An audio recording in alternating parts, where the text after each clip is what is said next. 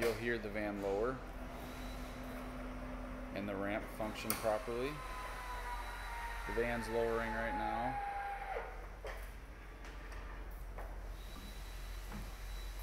And we'll walk inside and check out the wheelchair area. Looks very clean. This does come with Q-string tie downs. Those are here in the van.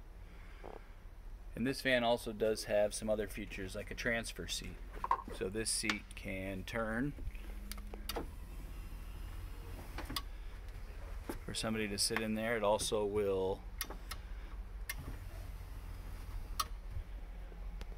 go down and forward. That all functions properly. And also, if we come here to the dash, you can see it is equipped with hand controls. We can remove these, and oftentimes we will, unless there's a request to keep them on the van. So overall, I would say this van for the year is about one of the cleanest ones we've seen. It's in excellent condition. It's located at our Middleville location along with other handicap accessible vans. Contact us at 269-205-2613 or check us out online at broadmoormotors.com.